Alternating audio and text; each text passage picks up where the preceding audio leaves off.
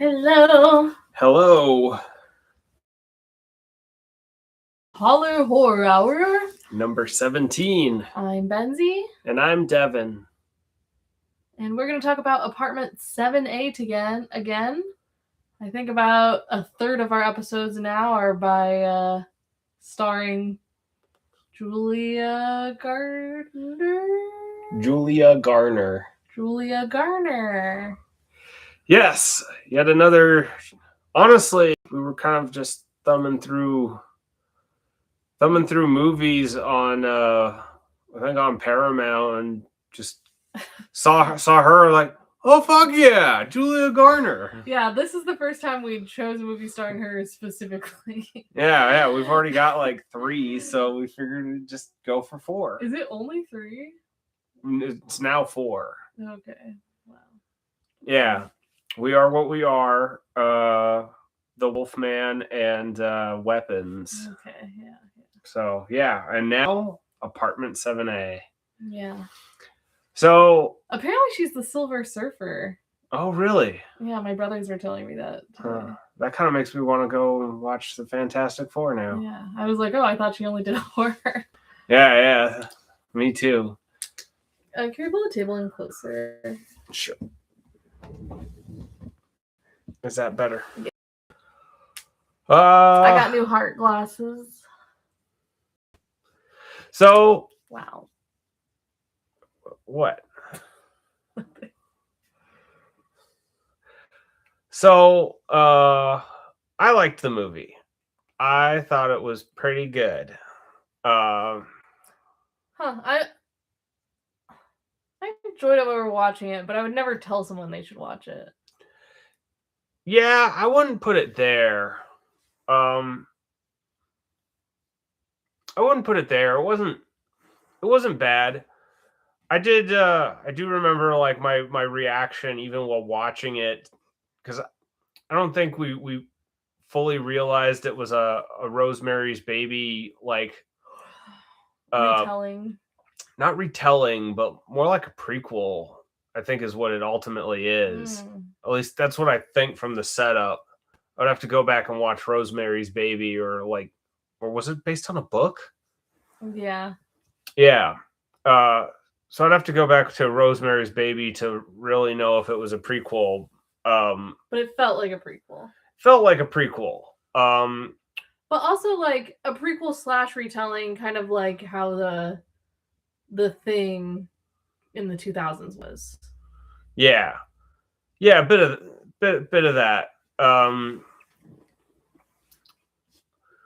But I do remember having the reaction that, like, to the extent this is like a Rosemary's Baby movie, because I think we picked up that it was a Rosemary's Baby movie before we really confirmed that it was a Rosemary's Baby movie. Mm-hmm. And I had the exact reaction of like, yeah, this is a good way to do like a retelling, or like a prequel, or like a kind of an homage to another title, because it doesn't, and maybe in some ways it hurt it more than necessary, but it didn't, like, it felt like its own kind of contained story.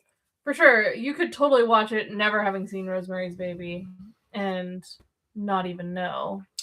I even kind of had the thought too that, like, this is a good way to do kind of a modern retelling of a story, because there's a lot in Rosemary's Baby that I remember, like, just having a hard time, like, connecting with. Like, Rosemary herself, like, she's kind of just a mother, and that's really her only characteristics that I remember. Whereas, like, in this movie, that's kind of a secondary thing, and it's much more about, like, what are you willing to trade in exchange for, fame and fortune, the dreams that you grew up with, of becoming famous, or becoming a star, or becoming, like, everything that you believe you could be. And I really liked the dance element that they added, like her dream of being a dancer. And the way they did it, like there's a psychedelic dance scene that's really cool. Yeah. They added the element of sorry. Of Bless her you. ankle, of them like healing her, you know? Yeah. And yeah, and also it added some body horror. Like it was really simple, but her jumping on her broken ankle over and over again was like, it made my whole body like freak the fuck out, honestly. Yeah, like definitely the stuff around her ankle was. Oh yeah, was all our podcasts creepy. record include lots of spoilers.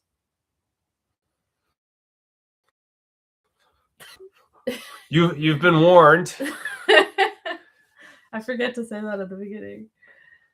They'll figure it out. Like, it's the 17th one. If you haven't figured it out by now, I'm sorry. You're not made for this world. Well, some people, it'll be their first time.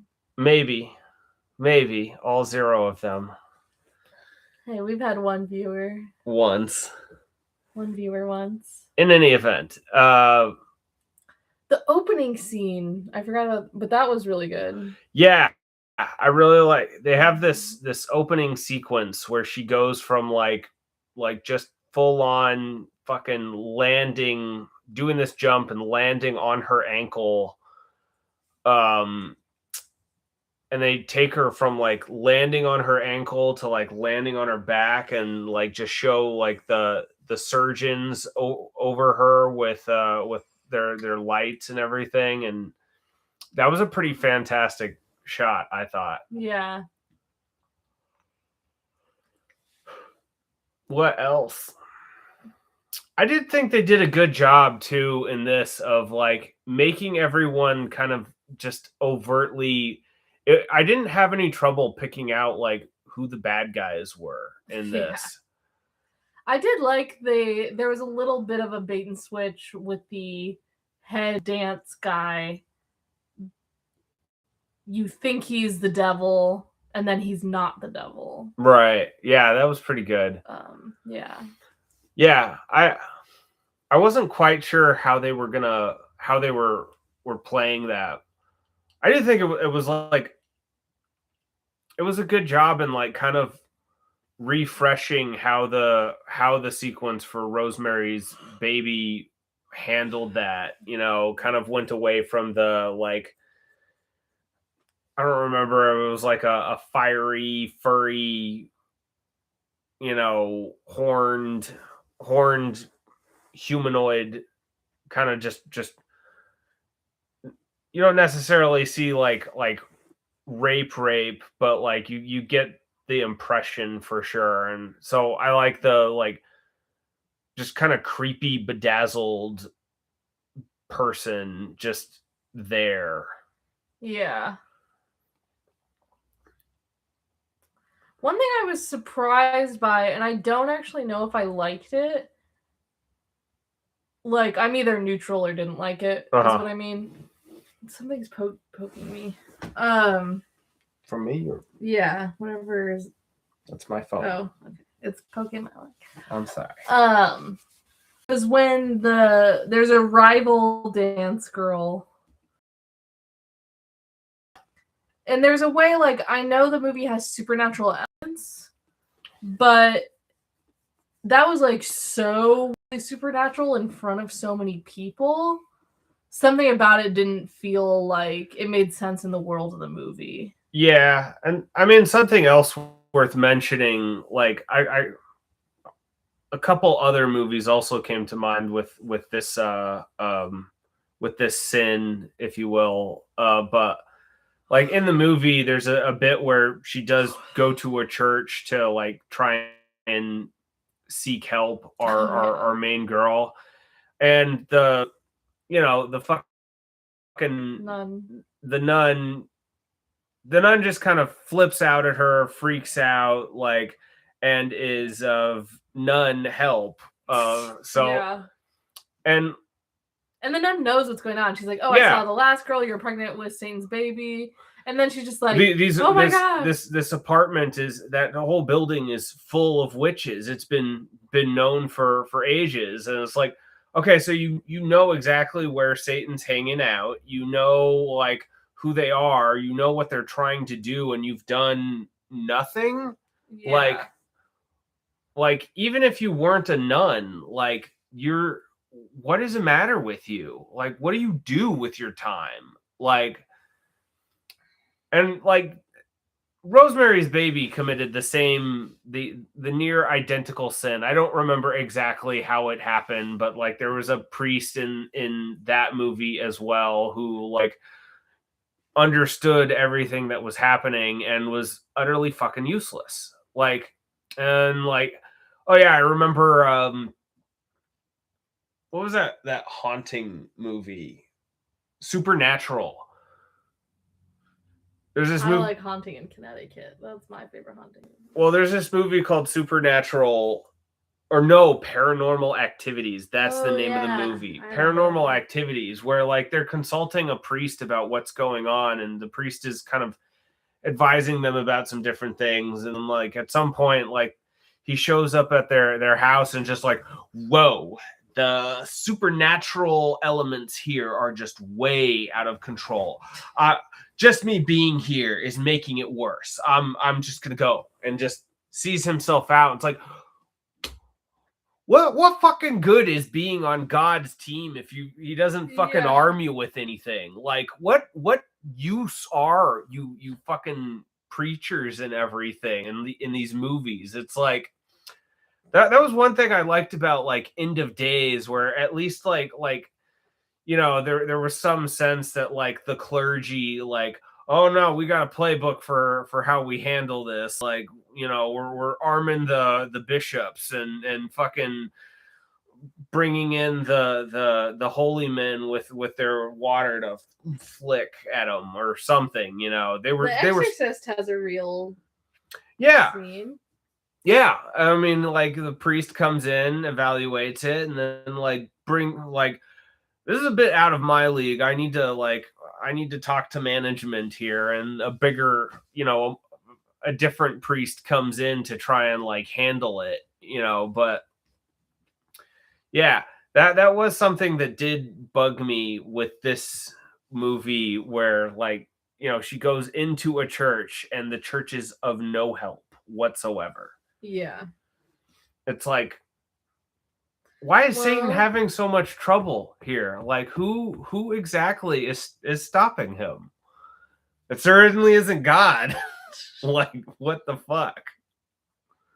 Well, maybe it's a Epstein Island commentary. Yeah. Or whenever Rosemary's Baby came out, I bet that stuff was going on, but not Epstein Island. But. Yeah, I don't know. But like, that is something I do like about this movie, is that it's much more overtly like a tale of like, you know, getting everything you want, but at kind of a terrible cost. And like with that, they do have a lot of sequences like where she's, you know, doing the tryout, and like the producer and director are just overtly fucking with her, like, you know, making her perform this move on her bad ankle again and again, like very obviously like just trying to like do it until her ankle breaks. And it's like, why are you doing this? And it just, I thought it was like a good, it was kind of a good, you know, take through of like, this is just a bad world with like bad systems in place. You know, Satan aside, like these are just bad people, you know. I do feel like there's something, I wonder if it was like originally more and they cut it out or something, because it felt like they wanted us to like understand she was from this like small town in Kansas or something. Yeah, but it didn't really land anywhere. It was just like, yeah, I can never go home to my slaughterhouse family. I don't eat pigs. Like, I feel like either I missed it or they set something up that they didn't land. Yeah, there were bits there that I did think were interesting with that. Even like the story of her with her mom passing and like the dancing being the only thing that kind of like helped made her feel better. Like Which honestly, when I heard that, I was like, you have to go to New York and become a famous dancer. You can't just do like a static dance with the hippies. they didn't have those words back then. I'm just saying, there's lots of ways. It was the 70s. In the 70s, there was lots of ways to dance without becoming a famous dancer in New York City. Yeah, and I could see that too. I mean, I know some people have dreams. Well, but and maybe that's where like they could have cut out like the priest. I think they kind of needed the nun for like that, just that little bit of exposition to like, just in case you didn't realize it, this is Satan's baby, I don't feel like that was necessary given all the interactions that she ends up having with like, with Minnie, with that producer guy, like, given all those interactions, like they probably could have cut out some of that and given us a bit more of like who is she? What does this mean to her exactly? Okay, I just thought of another thing that annoys me. Okay. Even though I was entertained by the movie, like, just to be clear. Sure. When she jumped out the window, like, there's all this magic that you like can't kill Satan's baby. Right. And they can cause a girl to have like all these like body warping experiences, right? Right. She jumps out a window and kills herself. And there's no like, that's the only time to do the thing that's most important to them. There's no magic that makes her like float, or like, it was just that easy to kill Satan's baby after it had been like this huge plot line that it's like magically protected. Well, I guess I'd give him that, because a drop out of a building is, I think a drop out of a building is like, it's a bit like,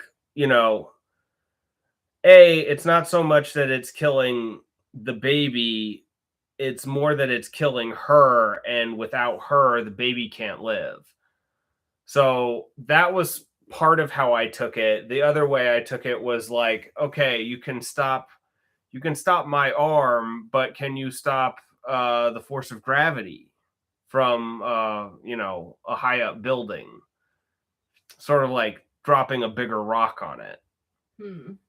Yeah. So those are the two ways in which I kind of like, okay, I'll accept that. I did think it was interesting she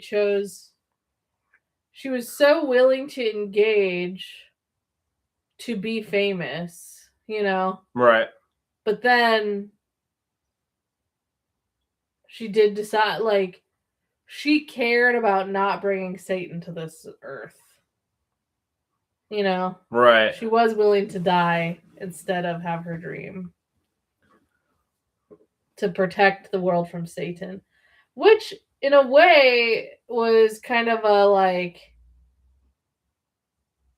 which, I mean, I guess we sort of knew this, but like, they're going to keep trying till they find somebody that gives birth to this baby. Yeah. I mean, I don't think she was in a position to do anything about that, though. Yeah. It's just like I'm going to stop you to the extent I can. Yeah. That's where, like, maybe that fucking nun should do something. Maybe on the next girl. No. Because we actually don't know how many women came before. No, we don't. How long has this building been trying to cultivate the child of Satan? So that's where, like, what I feel like I remember from Rosemary's Baby is that, like, part of the start of it is like, oh, somebody jumps out a window right in front of Rosemary and what's his fuck? Is that in there? I haven't seen this movie in so many, like, it's been a long time for me too, but that kind of rung a bell for me. Yeah, I meant to watch Rosemary's Baby this week before recording, but I didn't get to it. Yeah. Yeah.